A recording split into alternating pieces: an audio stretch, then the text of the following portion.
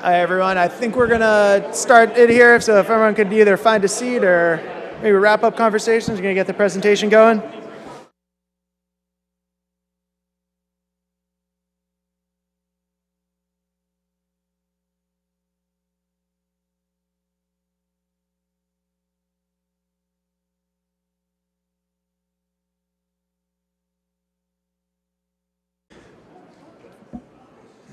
Let everyone kind of filter in here.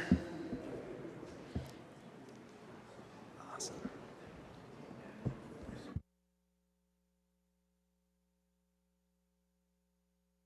Great. Well, welcome, everyone. Thank you all for coming out on the first summer night of the year here. So thank you for being here. It's going to be winter next week, but that's okay. Welcome to the Centennial Park Mini Master Plan Public Workshop. And I really want to stress that we are really looking at this like a workshop. We have three activities, interactive activities that we are hoping to do with everyone here that I think is going to be able to help provide the most input. But before I continue any further, Mayor Betancourt, you want to say a couple words? Right. Well, good evening, everyone. I'm Mayor Ted Betancourt, and really happy to have all of you here today. We were hoping for a good crowd, and we have that, and I'm very appreciative of everybody taking the time. It is nice to have this beautiful night to get people out and about, and again, very appreciative to have all of you here. I was just going around talking to people, and a couple of questions I did want to touch on, and then I'm going to turn it over for the presentation and get into the workshop. But we're coming here today because we got a grant to review Centennial Park. This is not part of we don't have some new business or new plan or anything like that in place. This is just something that we've got a grant, and we wanted to take that opportunity to utilize the grant funds to review Centennial Park and to look at different opportunities to make some improvement over there. And I know many of you here are very familiar with Centennial Park, South Peabody. I grew up right on County Street. I know the traffic it's already a problem, and we certainly don't want to make it any worse than it already is. So, but we don't have any plan that we're presenting tonight, or there's some new business that's coming forward. This is just an opportunity to really get people's opinions and to do a review. There's a number of city councilors who are here. That is wonderful. I just did want to mention them. We have Mike Higgins, our council president, Jared Hockman, Dave Gamache, Julie Daigle, Stephanie Peach, and Craig Welton, and John Turco, I know was here, right over here, and John. And all of us, in particular John Turco, and there's a number of councils who live in the Ward 1 area, but we're always looking at opportunities to make some improvement in Centennial Park. Should we change the park and allow for different types of uses, different type of businesses? Maybe it works, maybe it doesn't. But these are things that we at least want to review. I don't think we'd be doing our job if we didn't at least look at opportunities to make some improvement. And I did want to thank our state representative, Tom Walsh, is here as well. Thank you, Tom. But this is just an opportunity through this grant that we obtained through the state to do a master plan review of Centennial Park specifically. And I want to get everybody's input. We might not make any changes. We might make some small changes, we might make large changes, but we want to get everybody's input and see if it's something that works for the city, see if it's something that works for Ward 1, the South Peabody area. But again, this is just something we're gathering information, looking at opportunities. I was asked about Rousselot, and I thought I'd take maybe a moment. Some of you certainly are familiar with Rousselot. Rousselot is really two parts. We have Rousselot, which was where the factories are, the old Eastman Gelatin factory site, which looks like it goes back to about 200 years ago, some of those buildings, if you've ever gone in there. Actually, I do not recommend anybody ever going in those buildings. You feel like you're going back into the Industrial Revolution. But those buildings are currently for sale. They have an agreement with a company called the Sandstone Group. The Sandstone Group is looking at plans to demolish that whole property and then look to do some commercial industrial building there. I anticipate that they're years away from anything happening over there, but the city is not looking at purchasing that property. You may have heard of interest from the city, and we do have interest in the Rousselot property, setting apart just where the factory site is. On the other side of Allen's Lane, where the carnival used to be, all the land back there that runs to Christian Books Distributors, and then all the land that pretty much runs where Capone's is, all the way down back there to the YMCA, kind of along Centennial Park. That is a significant amount of water that we're looking to purchase for the city. and looking to see if that could be something for our long-term planning. This is something, if we were able to purchase it, it would be something that would help the city probably 10, 20, 30 years from now. But to have this opportunity to purchase water is an opportunity that we can't pass up.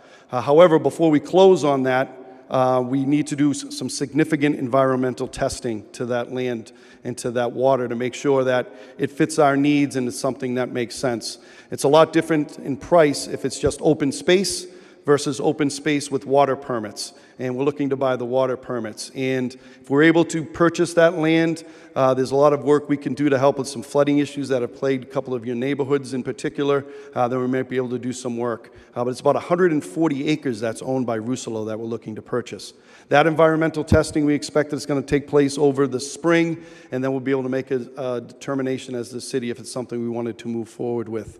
Right now, we have a vote. It was a unanimous vote from the City Council to move forward with the purchase, but we need to make sure that what we're purchasing is right for the city and meets our long-term goals. So I'll keep people updated on that, but I know a number of you live in that area, and I thought I'd take the opportunity, and a few people asked me about it, and I'm glad that I was asked about it.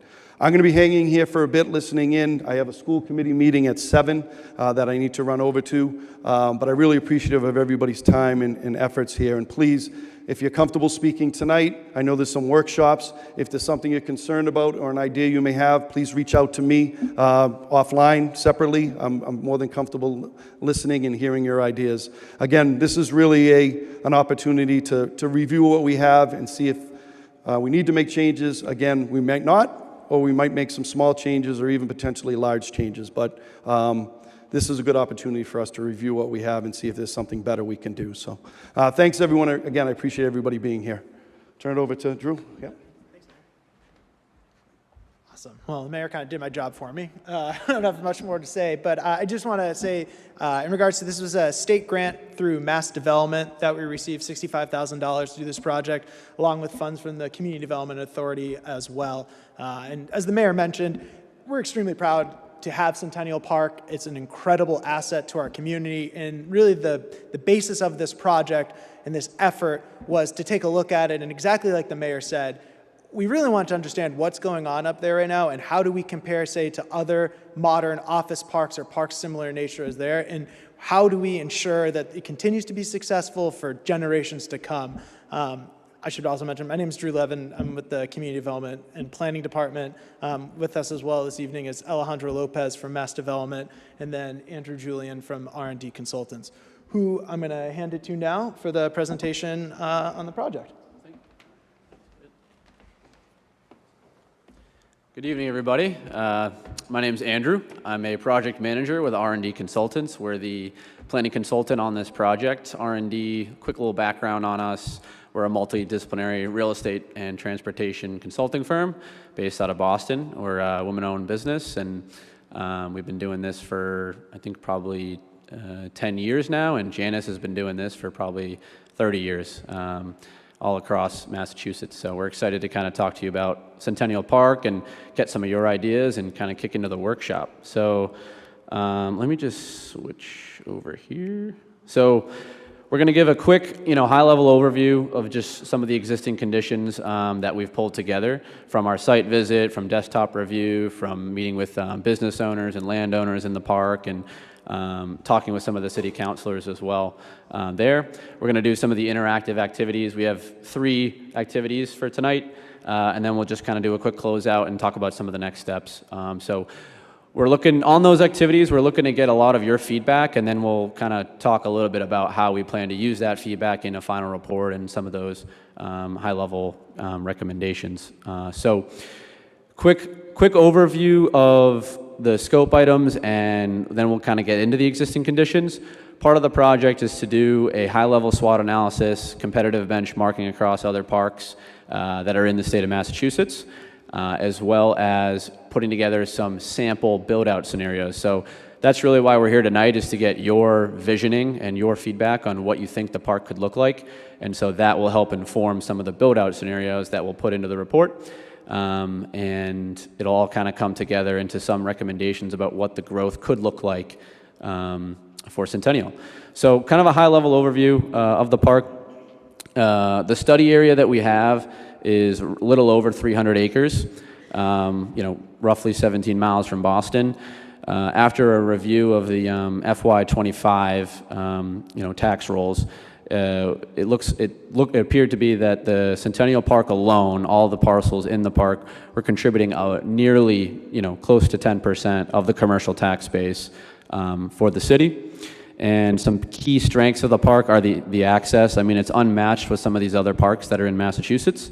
I-95, 128, Route 1, those key access points create really strong real estate fundamentals for the site, as well as just the wide roads and lot sizes that are there in the park today.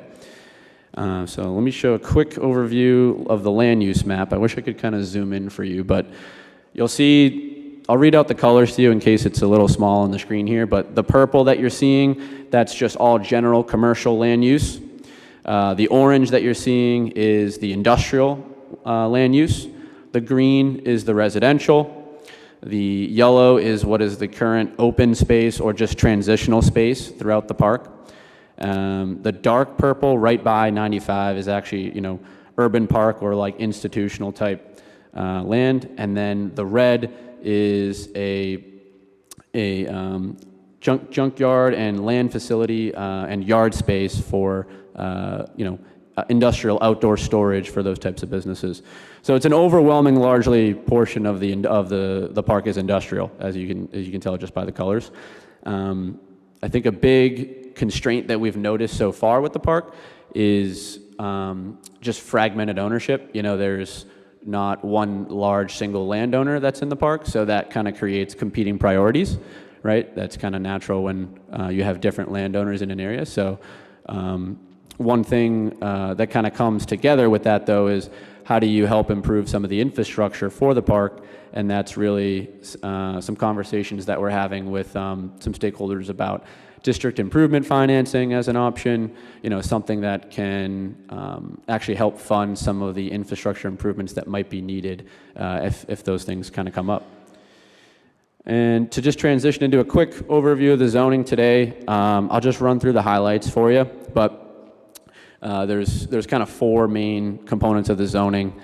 You have IP, industrial park, business commercial, resi, and urban public institution, UPI. So the max on UPI is 60 feet, but most of the actual existing buildings that are in the park today are 1 to 4 stories, really 2 to 4 stories. And a large majority of those are, single-story industrial buildings, kind of on the northwestern portion of the park. The max floor area ratio for office building is 0.75. So just the floor area ratio just kind of measures the lot size compared to what the building footprint is, or the gross building area is. And so what that's kind of telling us, it just kind of significantly reduces the level of density that you would see in the park. And that's why you have like large lot sizes, larger building types, those things like that. Just more of an observation for you. And the floor area ratio and the parking are what's probably going to impact most development capacity. So having, significant parking requirements for different businesses will create, less buildable area on different, lots. And I just want to make a note too. So we looked at some of the topographical conditions of the site too. There's definitely a lot of ledge, that's there now, a lot of elevation changes. So much of what is built there today, those sites have been strategically selected for where those types of buildings are going to be taken. So I think that's a quick recap of just high-level overview of the existing conditions. And I'd like to just transition right into our activities, if everyone's good with that. I see potential question though. Sure.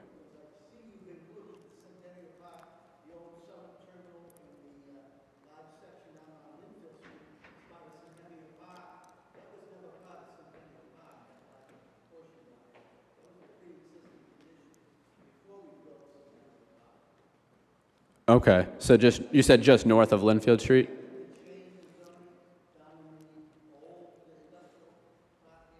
Mm-hmm.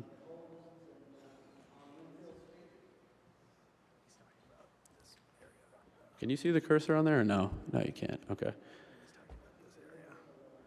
Yeah, so I think it's probably helpful when you see the maps in the back here. There's an actual boundary line that shows where we've cut off what we're considering for the planning assessment for Centennial Park, and that really backs up to the rail line that kind of goes across Second Street towards some of the businesses over there, towards Summit Street, if that's helpful for you.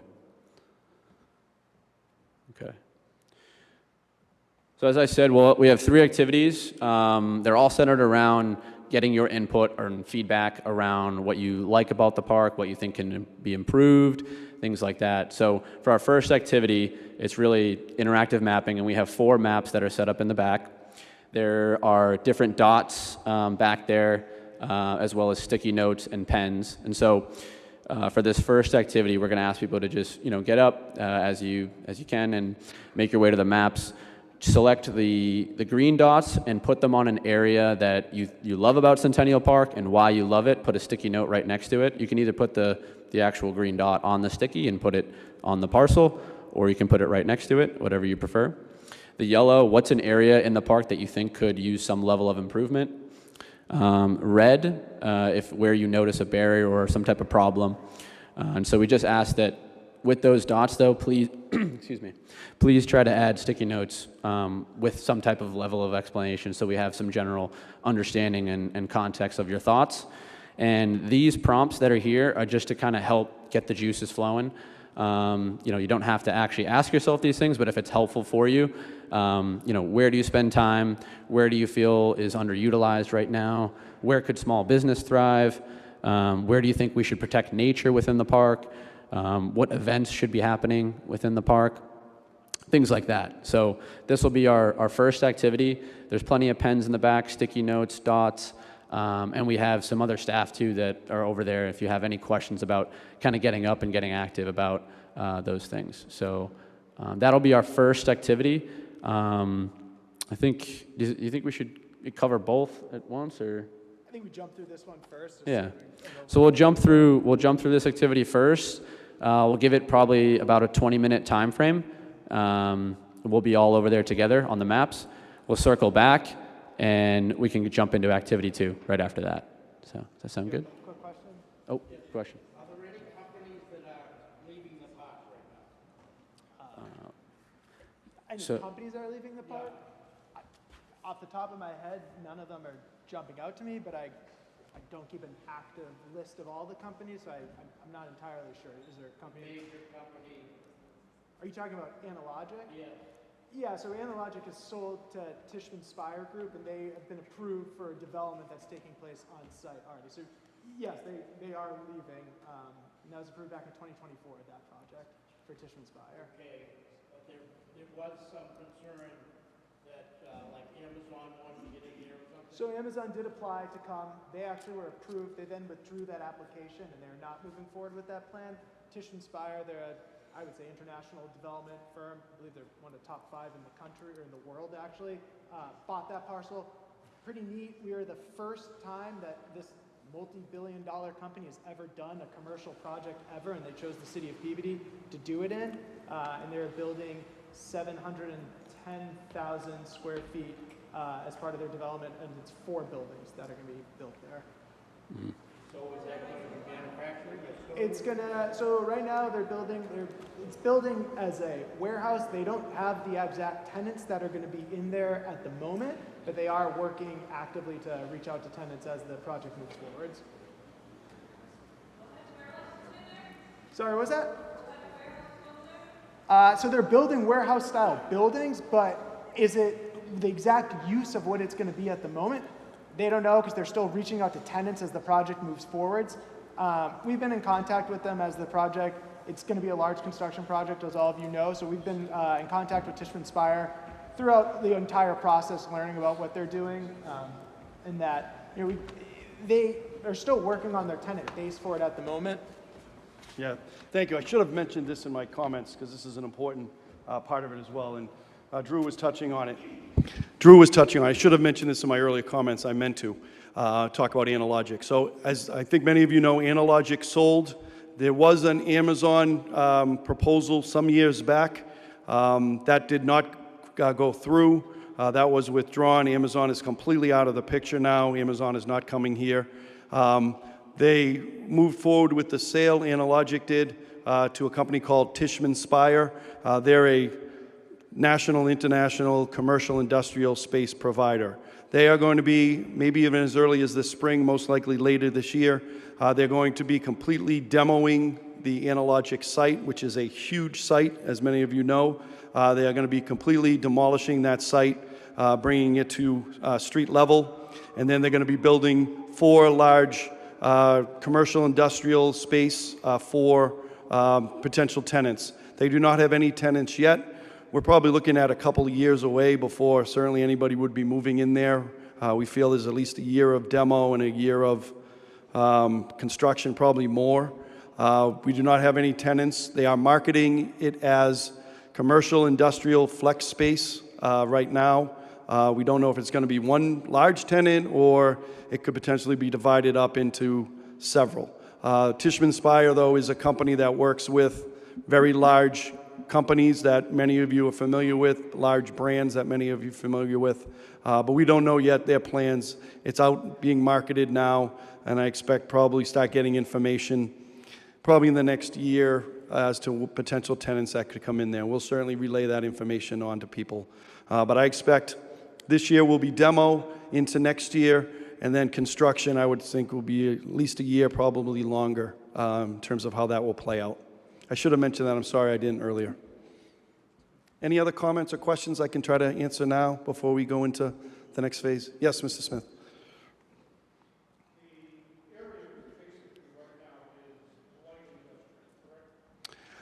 I think it's light industrial. Are there some sections that are? Yeah, just the junkyard area. Just the area, the kind of the junkyard area, I think is zoned differently, but I think the most of it is IL, light industrial.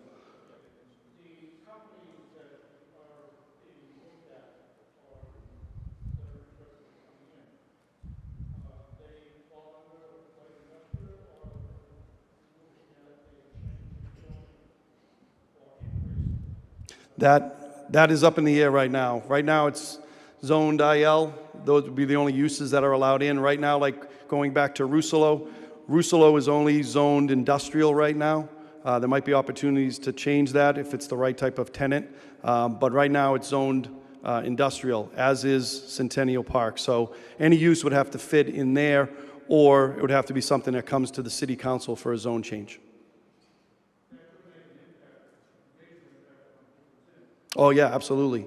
I mean, there's been talk about a grocery store. There's been talk about a sports center. All these different types of uses. I think there's positives and negatives to all of those, and those are things that I don't think we'd be doing our job if we didn't at least look at and examine. We know what's there now, and there's some thriving businesses, but there's also some areas of the park that are struggling a bit. So I think we need to look at those uses and determine, okay, do we keep it IL, or do we tweak it and make some changes there? Those are things that this would play a role in determining. But any zone change ultimately has to go to the city council for approval. Yes? Yeah. Does the map go all the way to Dearborn? This map that you're talking about? It doesn't include Dearborn, but it goes right up to it. Yep. How does that affect the landfill? We won't affect the landfill. No. That's not in this project. The landfill would not be affected by any vote, anything to do with this project. Yeah. Yeah.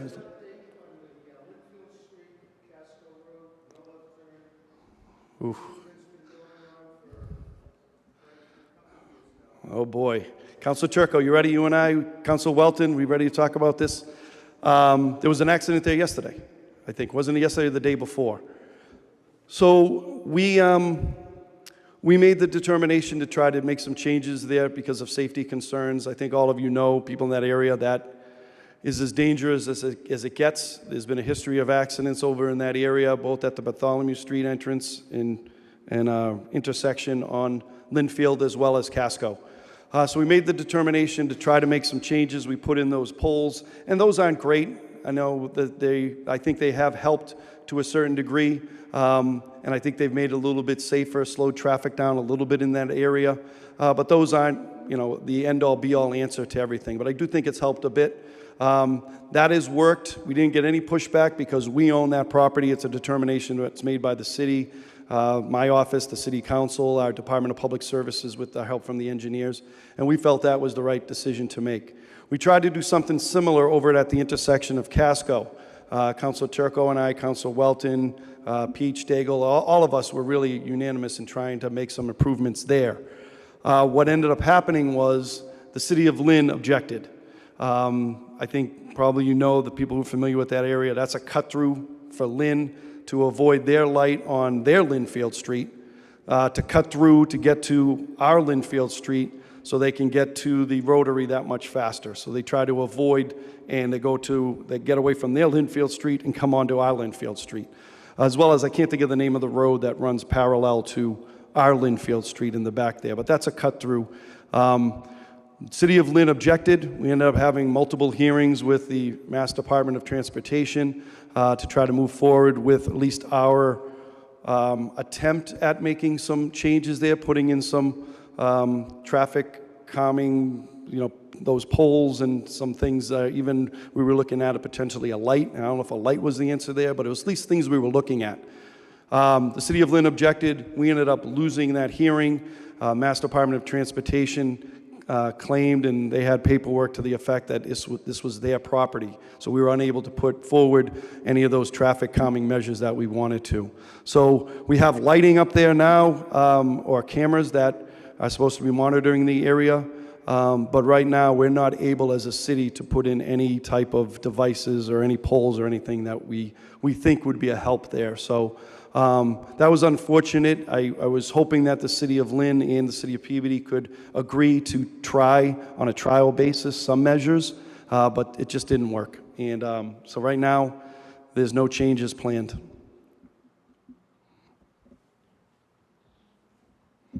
Geez, this is great. We're giving some good Ward 1 South Peabody updates. But I was upset. I meant to mention about Analogic. That's an important one. Any other questions or anything?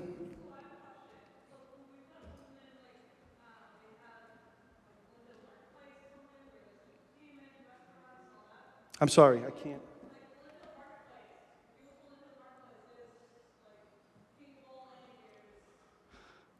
Oh, yeah, Linfield Mart, yeah.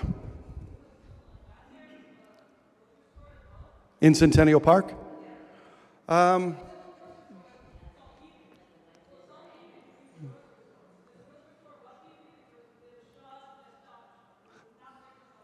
Yeah. Nope, and that's why that's always come up as a possibility. So right now under our zoning, we wouldn't be able to put a grocery store in there.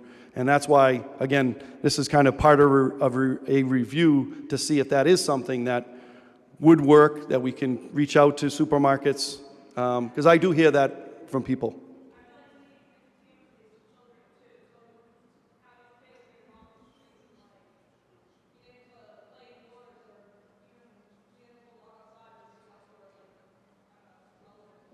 No, thank you. Yeah. That's a great question.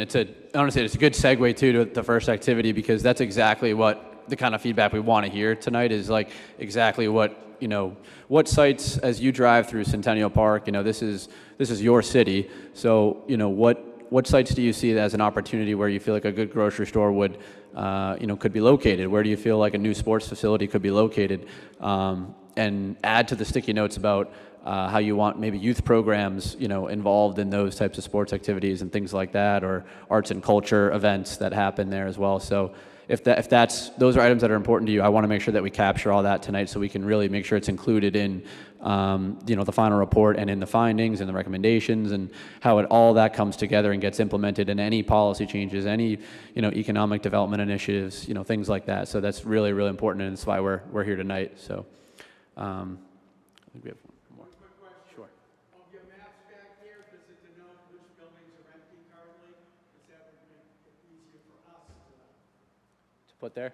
So yeah, so the question was just about occupancy. So no, they do not denote occupancy. On the maps right now, we just have a few tenant logos that are on there for reference. So you can kind of reference yourself like, okay, here is the BMW, here is the Boston Children's Hospital, here, those things like that.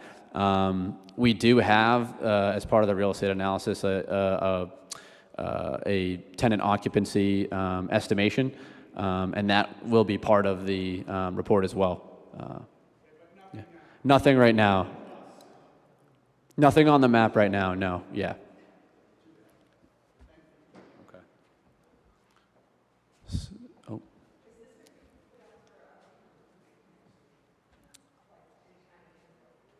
Yep, so this is being filmed right now by public access television. It's being live. Oh, sorry. This is being televised by Peabody Public Access Television, so it's being put out live now. They'll also then have that recording, and we can put it on the city website. And that this is not like tonight happens and this report gets drafted up tomorrow and then gets sent out. This is still going to be open. A lot of the information we're going to hear here tonight, we'll meet as a team. We'll continue these conversations. Tell your friends, tell your neighbors that this is happening and that we were seeking input. So if they weren't able to make it tonight, and like the mayor said, they can contact the mayor or contact the community development office with their thoughts as well. So I think, and if there are any other questions, we do have notepads back there and extra pens, so please put any questions that you have on those notepads. Danny's going to be collecting them, and we're going to make sure that we get email responses back to anybody. So that's another reason why it's important to just, make sure you're on the sign-in sheet, put your email there if you'd like any, responses to any of the questions you have. But I want to make sure we stay on time. So if we'll jump right into activity 1, and feel free to ask any questions to the staff as we're back there.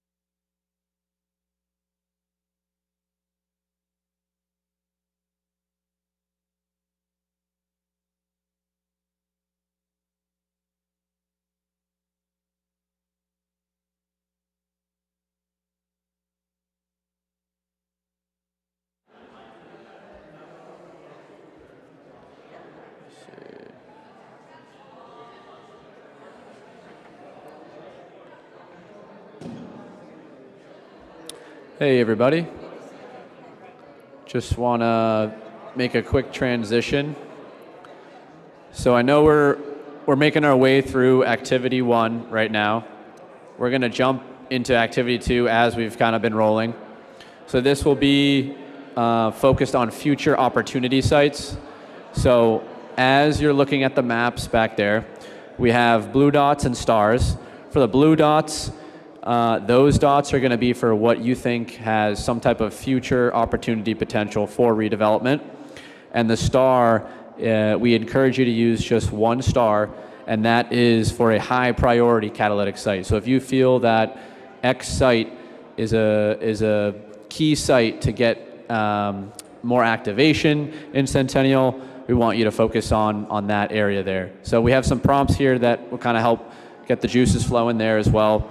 And please make sure to add the sticky notes too to those, indicating what tenants, what occupants you feel would be strong considerations for those areas. Anything else? Anything else?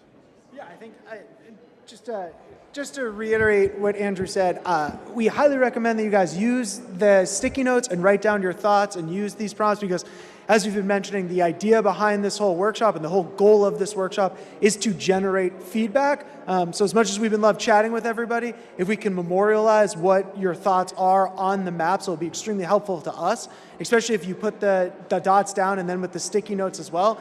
That'll help us go back and then be able to figure out exactly what sites people are interested in. So please use the dots and please use the sticky notes as well and write down your thoughts on them. Anything is helpful. We're looking for all your thoughts on this. So if you have a comment, if you have a thought about Centennial Park, please put it on the maps. Please use the dots. It'd be very helpful. Thank you.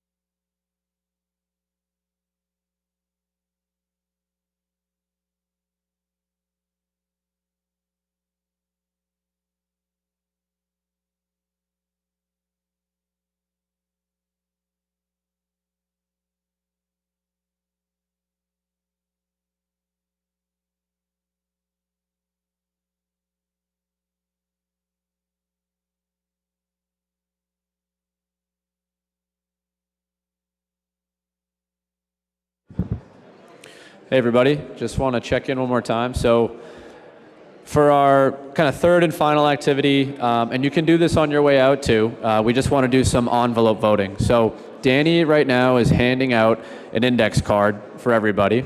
And on that index card, we're just going to ask you to write a description on the card describing your most desired initiative based on one of the 4 categories that you see listed there: physical improvements, programming, economic development, or policy changes. So we have definitions here, and we've also just got some images and some general ideas about what those include. And in the back, there is 4 envelopes with each of these 4 categories, and we just want you to put whatever one you're voting for in that envelope. So if you have to choose what is the most important initiative, is it something of a physical improvement? Is it something related to programming? Is it something related to economic development? Is it something related to a policy change? Please let us know, what that description is on there.